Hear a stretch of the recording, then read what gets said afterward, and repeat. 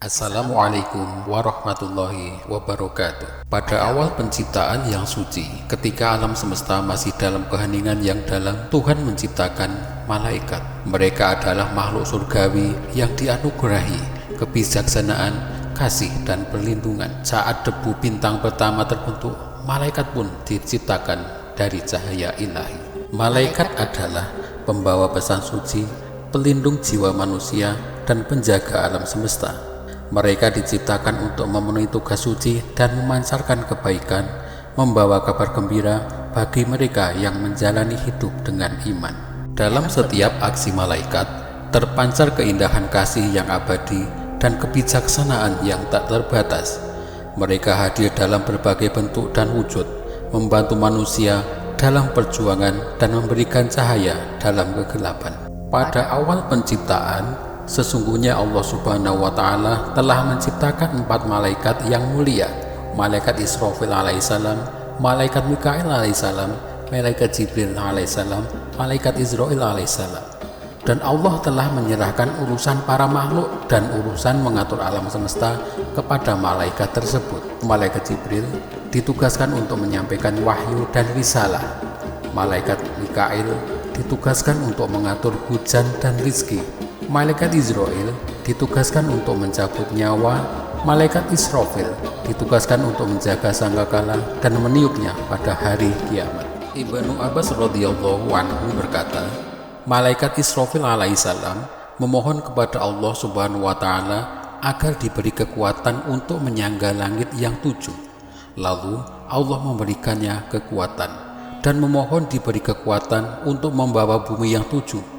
Lalu Allah pun memberinya kekuatan dan memohon agar kuat membawa angin, gunung, jin, manusia, dan segala macam binatang, dan Allah pun memberinya kekuatan.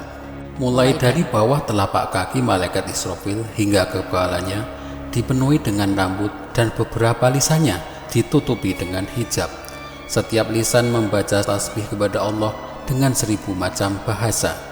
Dan dari tubuh malaikat Israfil Allah menciptakan beribu-ribu malaikat yang membaca tasbih sampai hari kiamat. Mereka dinamakan Al-Muqarrabun Indallah, atau malaikat yang mendekatkan diri di sisi Allah. Hamalatul Arsy, malaikat yang membawa arsy, dan Kiramul Katibin, atau malaikat mulia yang mencatat amal.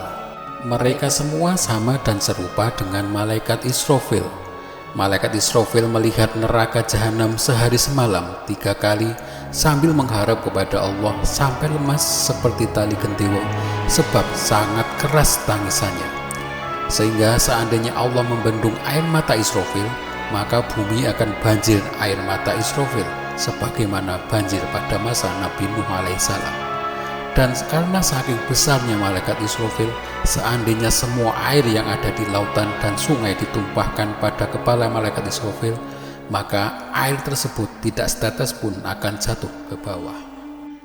Adapun malaikat Mikail alaihissalam diciptakan oleh Allah Subhanahu wa Ta'ala sesudah malaikat Israfil terpaut 500 tahun.